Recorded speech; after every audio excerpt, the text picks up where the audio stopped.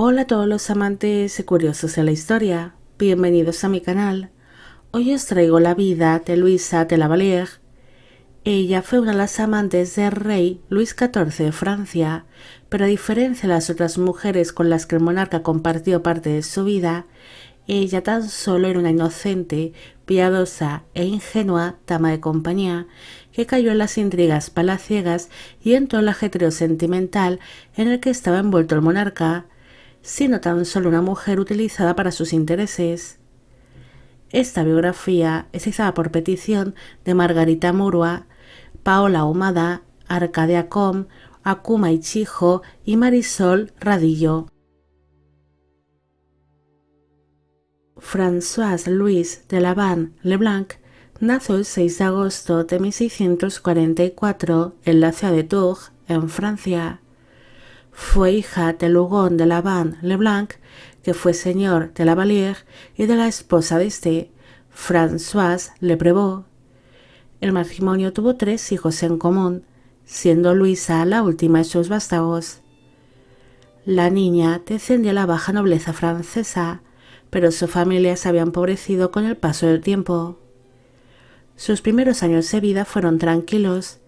Ella y sus hermanos vivieron entre los distintos castillos que poseían la familia de la Vallière, además de ser educada por 2 de sus tías paternas, Isabel y Carlota, las cuales eran monjas. Alrededor del año 1651 su padre falleció, así que su madre se casó 4 años después en terceras nupcias con un hombre llamado Jacques de Courtabelle, que era marqués de Saint-Remy, además de ser primer mayordomo del duque Gastón de Orleans. Es por ello que la familia se instaló en la corte del duque de Orleans al poco de celebrarse esta boda. Su estancia en aquella corte fue feliz. Allí la niña se crió junto a las hijas del duque, que tenían más o menos su misma edad. Estas eran las princesas Margarita Luisa, Isabel Margarita y Francisca Magdalena de Orleans, compartiendo con estas mucho tiempo y una buena amistad, además de que tuvo acceso a una mejor educación, aprendiendo a leer y a escribir correctamente, además de aprender filosofía, literatura, arte, música, canto, bordado, equitación y baile. Luisa se iría convirtiendo en una jovencita de notable belleza, de bonito cabello dorado y de hermosos ojos azules. Ella era descrita como una jovencita encantadora, educada, piadosa, sensata, modesta y amable, pero realmente destacaba por ser una excelente amazona, por tener una buena puntería con las armas de fuego y por tener una bonita voz. Gracias a la buena reputación de su padrastro, Luisa fue elegida para servir como dama de compañía para la princesa Enriqueta Ana de Inglaterra, que se había casado con el duque Felipe de Orleans. Ambas tenían más o menos la misma edad y enseguida entablaron una buena amistad, pero las dos serían muy diferentes. Enriqueta era amante de las diversiones de la corte, mientras que Luisa era muy piadosa, retraída y tranquila. Rápidamente, su señora, la princesa Enriqueta Ana, inició un romance con su propio cuñado, el rey Luis XIV de Francia, pero enseguida se extendieron algunos rumores sobre aquella aventura amorosa por la corte y empezaría a convertirse en un escándalo. Así que Enriqueta Ana le pidió a su cuñado y amante que fingiese algo de interés por alguna de sus damas de compañía para evitar así aquel escándalo. Luis valoró a todas las damas de compañía de su cuñada y al final se decantó por Luisa porque era la que más le simpatizaba. Así que el monarca poco a poco se fue acercando a aquella jovencita inocente que no tenía ni idea de lo que estaban tramando ni el rey ni su señora.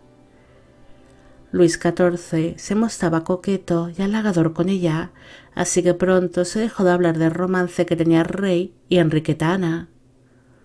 Poco a poco, con el roce y el trato que ambos empezaron a tener, la dama y el rey empezaron a sentirse atraídos el uno por el otro y finalmente se dejarían llevar, convirtiéndose en amantes.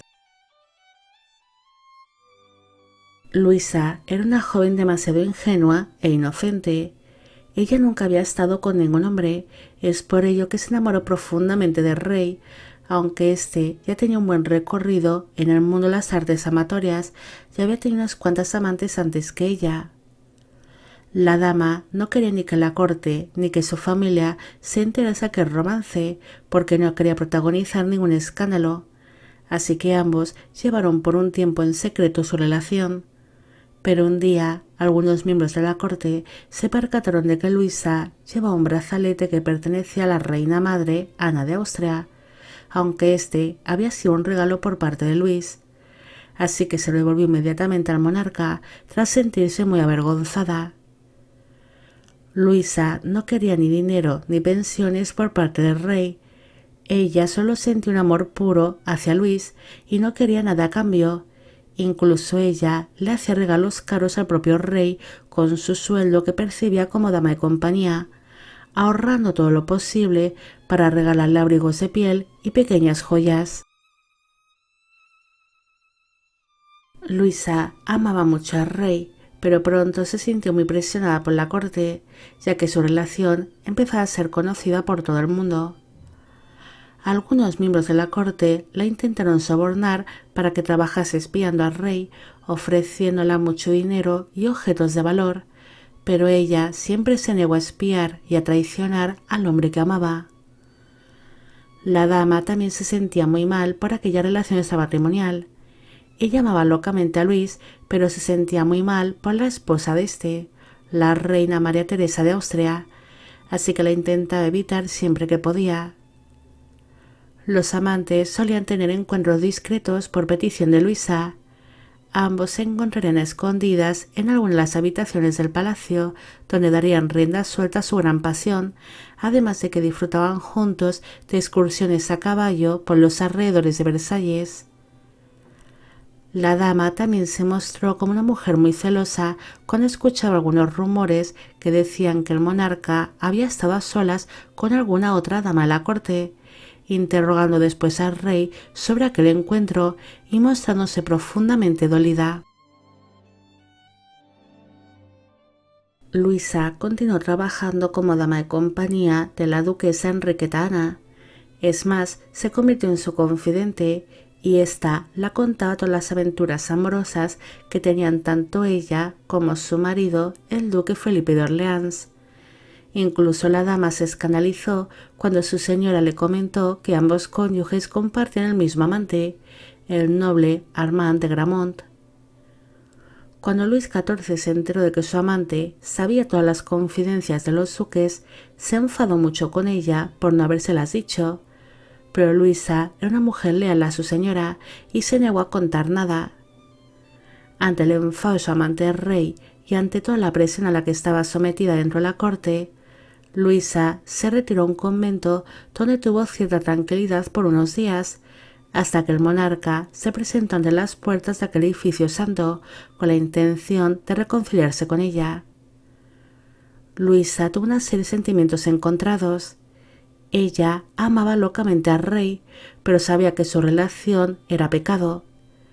Algunos religiosos intentaron convencerla para que permaneciese en el convento, pero finalmente ella decidió regresar al lado del rey, retomando así su relación amorosa. El regreso de Luisa a palacio molestó mucho a una de las antiguas amantes del rey, Olimpia Mancini. Esta le mandó una carta a la reina María Teresa de Austria, donde le confesaba la relación extramatrimonial que existía entre su marido y Luisa. Pero aquella carta no llegó nunca a la reina, ya que la leyó una de sus damas de compañía, la cual mandó destruir aquel escrito. Olimpia Mancini no se iba a dar por vencida, así que ante un descuido de las damas de la reina, ella se acercó a esta y le confesó aquella infidelidad. María Teresa no sabe la existencia de aquel romance y se mostró muy molesta con su marido, provocando que Luis XIV evitase por algún tiempo la presencia de Luisa, pero después ambos volvieron a retomar su romance. Durante uno de sus apasionados encuentros, la dama se quedó embarazada, así que rápidamente fue apartada a la corte y fue instalada en una pequeña casita de campo que le había regalado el rey. El 19 de diciembre de 1663, ella alumbra a su primer hijo, un niño que se llamó Carlos, pero este fallecería durante la infancia. Pese a que su embarazo y parto se habían mantenido en secreto, tras el bautizo de su hijo se empezó a extender el rumor de que había alumbrado a un hijo bastardo del rey. Luisa se sintió profundamente humillada, ya que allá donde iba la gente cuchicheaba a su paso o se burlaba incluso de ella. Es más, fue prácticamente una pestada cuando regresó a Versalles. Las demás damas la evitaban y se sintió muy sola. En el año 1664 la situación cambió. Luis reconoció públicamente a Luisa como su amante oficial, así que empezó a acudir a grandes fiestas y ceremonias que se organizaban en honor a la familia real, pero ella siempre intentó estar en un segundo plano y evitaba llamar la atención. Pese a contar con la aprobación de la reina madre, Ana de Austria, Luisa intentó evitar a todos los miembros de la familia real francesa y apenas se relacionó con estos. En especial, evitó a la reina María Teresa de Austria, sintiéndose profundamente avergonzada cuando se veía obligada a permanecer ambas en la misma habitación. El 7 de enero de 1665 alumbra a su segundo hijo, un niño llamado Felipe, pero que también falleció durante la infancia. Para entonces ella ya era bastante conocida dentro de la corte y era envidiada por muchas damas que ansiaban convertirse en la amante de Luis XIV. Luisa empezó a relacionarse con algunos filósofos y escritores de la época, además de asistir a representaciones teatrales y a recibir clases de pintura por parte de los destacados pintores que trabajaban para la corte francesa. A primeros del año 1666, la reina madre Ana de Austria falleció, así que Luisa empezó a ocupar su lugar durante las misas, recepciones y ceremonias, algo que molestaría mucho a la reina María Teresa de Austria. Pero para entonces el rey ya se encontraba un poco cansado de su amante, considerándola una mujer demasiado aburrida. Los encuentros privados con el monarca cada vez eran menores.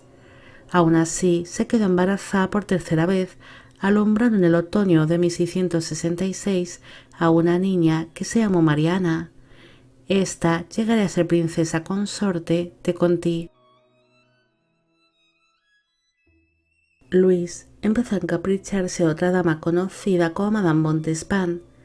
Esta era muy diferente a Luisa, ya que amaba las diversiones como el rey, además de ser más astuta, alegre y decidida. Así que el monarca no pudo evitar quedar completamente cegado con aquella nueva amante. El rey sabía que si Luisa dejaba de ser su amante, ésta caería en desgracia, ya que no tenía ni amigos ni familiares dentro de la corte que la pudiesen ayudar, así que decidió entregarle el título de duquesa de la Vallière, además de que le regaló una mansión para disfrute propio y reconoció a su hija, María Ana, como legítima, para disgusto de la reina María Teresa. Luisa se dio cuenta de que el rey apenas le prestaba atención, así que hizo todo lo posible por conquistar de nuevo el corazón del monarca, porque ella seguía amándole profundamente. Incluso aceptó acompañar al rey en un viaje donde tuvo que compartir carruaje con la reina María Teresa y la nueva amante del monarca, Madame Montespan, siendo esto muy humillante para la duquesa, además de que muchas personas se mofaron de esta situación, diciendo en forma de burla que el rey salía a pasear junto a sus tres reinas.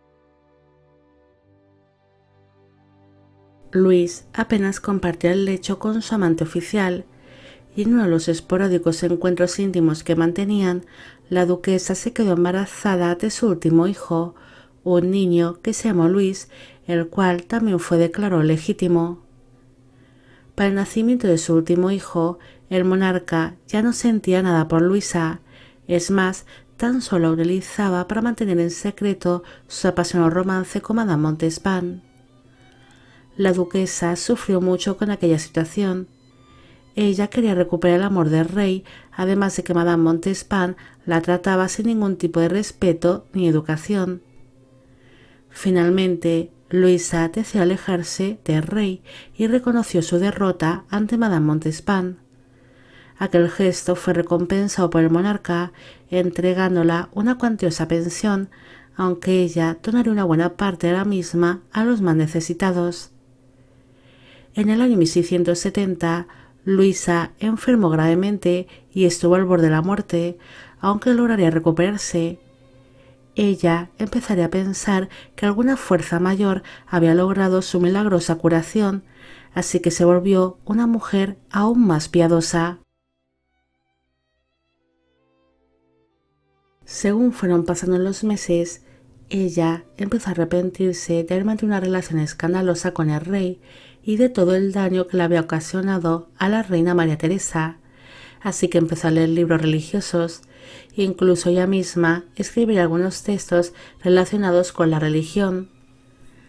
Luisa permaneció por un año más en Versalles hasta que no pudo aguantar más todo el dolor que le causaba el no poder olvidar al rey y los desplantes de Madame Montespan, así que sin decir nada a nadie se retiró a un convento. Luis se entró en la partida de su antiguo amante unos días después y mientras se encontraba participando en una cacería, así que envió a sus hombres de confianza para que la convenciesen de tener un encuentro privado con él en palacio, y allí el rey la convenció para que permaneciese algún tiempo más en Versalles para seguir usándola como tapadera y que su romance con Madame Montespan no provocase un gran escándalo, aunque aquello ya era un secreto a voces. Su nueva estancia en palacio volvió a ser muy difícil y sufrió muchísimo con la situación. Ella seguiría arrepintiéndose mucho de sus acciones del pasado y del profundo amor que sentía por un rey que la ignoraba, además de que apenas se la permitía tener trato con sus hijos. Ella le pediría en varias ocasiones a Luis XIV de que la dejase retirarse a un convento, pero éste siempre se negaría.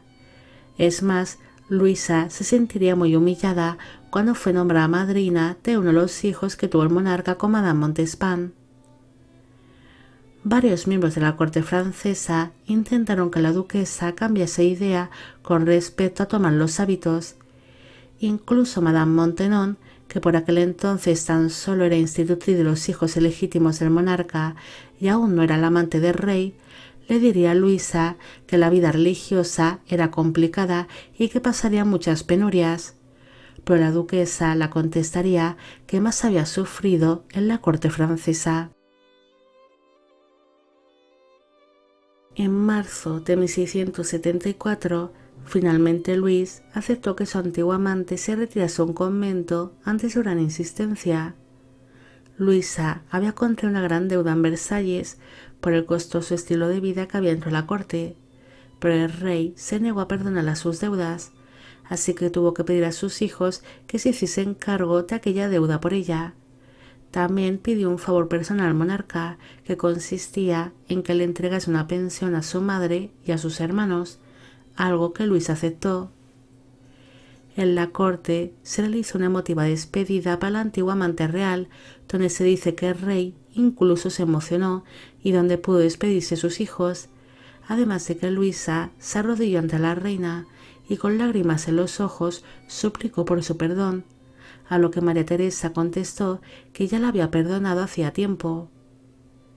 Tras aquella emotiva despedida, la duquesa ingresó en el convento de las Carmelitas de Faubourg Saint-Jacques, en París, donde tomó los hábitos y empezó a ser conocida como Luisa de la Misericordia. En aquel convento, Luisa se mostró como una religiosa alegre y feliz que había dejado todo su sufrimiento en Versalles, aceptando de buen agrado la mortificación y el pasar necesidades. Ella intercambiaría muchas cartas con sus hijos, a los cuales amaba profundamente, además de recibir sus visitas en algunas ocasiones. También llegaría a recibir las visitas de algunos miembros de la familia real francesa y de su propia familia. Incluso la reina María Teresa la visitaría en varias ocasiones, pero nunca fue visitada por el rey. Luisa se convirtió en todo un modelo de arrepentimiento y fue muy apreciada por otras religiosas, incluso por el propio pueblo parisino. Cuando Madame Montespan perdió el favor del rey, ésta visitaría a la religiosa en busca de consejo. Luisa no la guardaría ningún tipo de rencor y le dio los mejores consejos posibles. Ella se dedicó plenamente a la religión y a la escritura, llegando a publicar un libro titulado Reflexiones de una dama arrepentida. Ese escrito tendría cierto éxito y fue traducido a varios idiomas. Luisa finalmente falleció el 7 de junio de 1710 a los 65 años de edad, siendo enterrada en aquel mismo convento donde residió por unos cuantos años. Luisa tuvo una vida triste y llena de sufrimiento en Versalles. Para ella Luis fue su primer y único amor, llegando a estar profundamente enamorada del rey, aun a sabiendas de que aquella relación era pecado. Puede que Luis XIV sintiese algo por ella por algún tiempo, pero Luisa no dejó de ser solo una tapadera durante una buena parte que permanecieron juntos, para ocultar así otras aventuras amorosas. Luisa fue una mujer que realmente estaba arrepentida por sus pecados y por amar a un rey que no la correspondía, pero sobre todo por causar daño emocional a la reina María Teresa. Esta duquesa no dejó de ser una simple amante más de Luis XIV, pero a diferencia de otras amantes que pasaron por la cama del rey, ella se mostraría realmente arrepentida y tenía buenos sentimientos. Ella no quería lujos y mucho dinero como algunas otras amantes del rey, sino que solamente quería que Luis XIV la amase tanto como ella le amó a él. Bueno amigos, llegamos al final de la vida de Luisa de la Vallière. Espero que os haya gustado esta historia y espero que a todos los que pedisteis que hiciese un vídeo sobre ella también. Al inicio solamente he mencionado a las 5 primeras personas que hicieron esta petición, para no hacer una introducción demasiado larga y aburrida. Los demás seréis mencionados ahora. Esta biografía es realizada por petición de Irene Azuaje, Martín Tello, Adam Michel, Javi Pons, Adri Abigail Monge y Avi Mabel.